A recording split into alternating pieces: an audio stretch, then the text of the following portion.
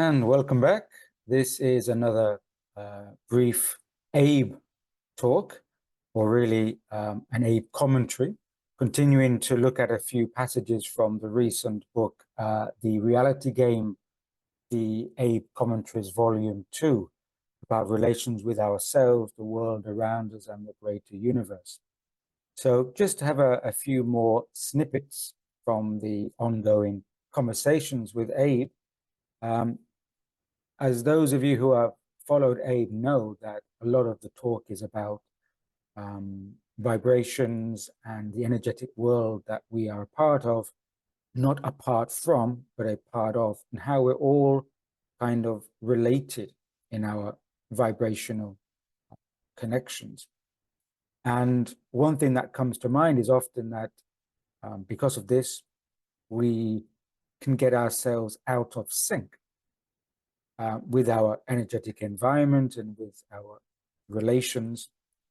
And ABE is always very positive and constructive about this when they talk about our energetic relations.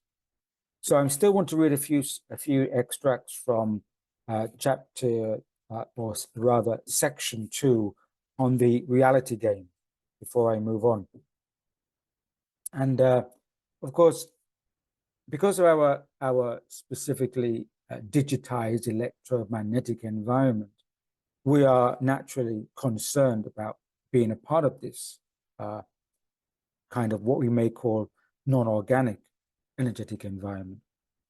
And ABE actually says to be, not to be overly concerned with this, because they say that it actually may not affect you as much as you think, depending on if we align with it, sync up with this artificial environment, or if we do not, if we position ourselves into a different resonance.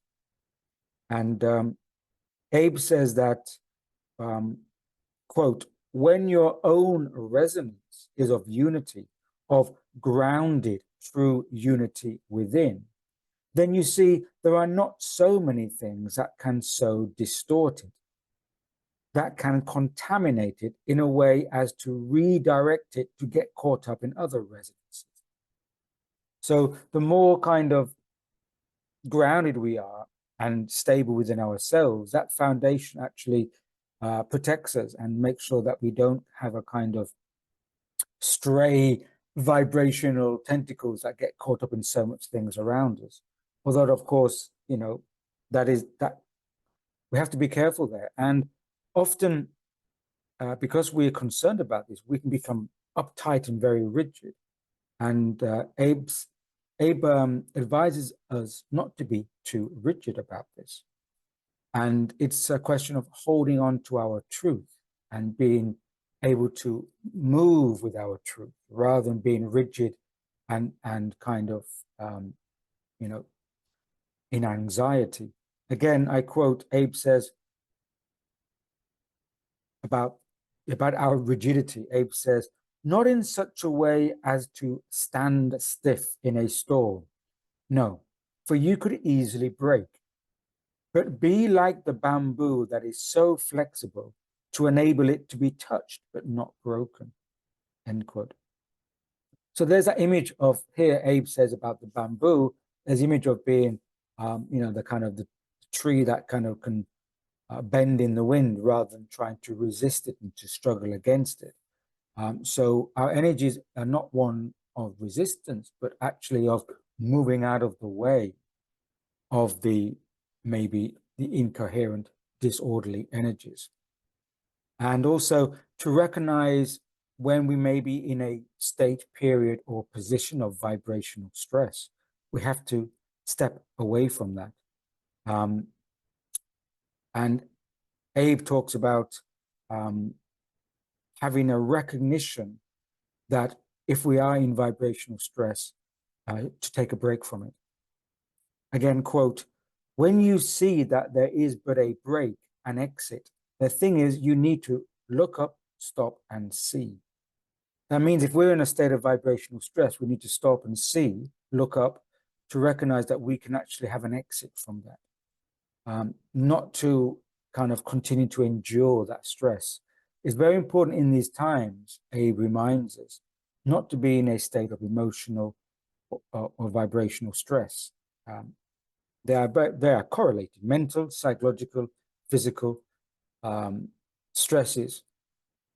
They get translated into vibrational stress. And a part of these stresses come from our own human rigidity, often through our belief systems, our boxes that we put around us.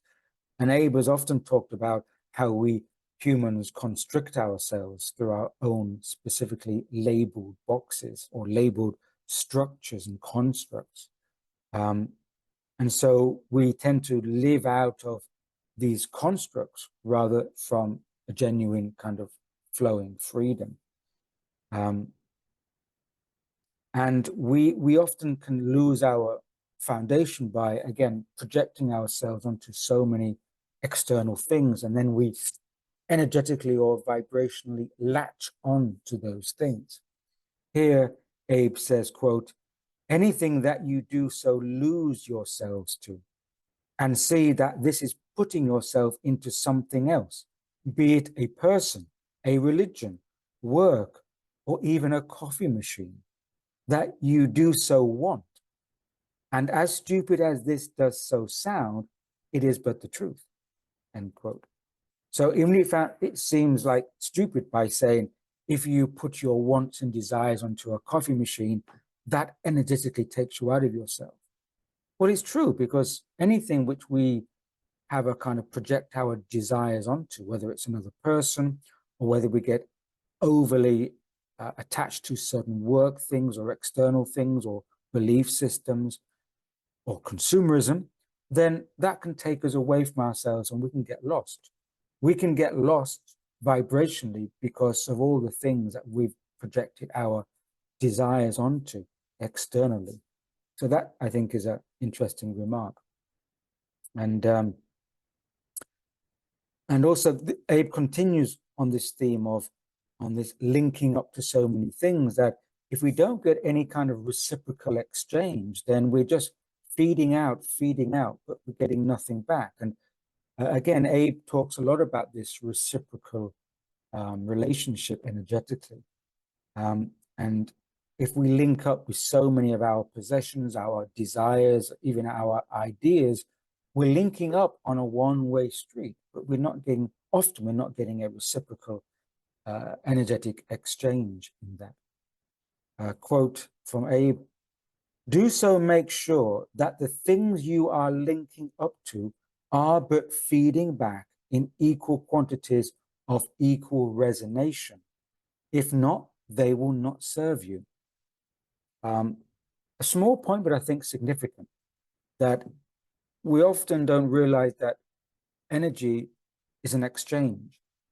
And if we're being coerced, or not even coerced, even maybe we are being tempted, or we willingly give our energies out onto external things, our possessions, our desires, our distraction, but we get nothing from that, it's not reciprocal, then it's not organic in a way that if we feed something, we also need to be fed in an equal resonation, not a desynchronized resonation. And finally, in this session, Abe says, quote, only then can you step forth from this place of great strength and build a new world. Let the structures fall, cut your ties and see them plummet, end quote. And after this letting go, we can recalibrate our kind of energy relationships. So we should allow some structures to fall, to plummet. So it's very much about recognizing how we relate that's what the whole book is about, our relations. But a lot of it is about our energetic relations. And not to de-empower ourselves by always feeding into something that we've been hooked into or hoodwinked into, and not having a reciprocal relationship on a resonant frequency. So that's just a few thoughts from Abe that I will share for now and leave it with you. And maybe in the near future, I'll be coming back with some more extracts of ABE commentaries. So cheers, stay well, stay grounded, and don't give away your energy without reciprocal exchange.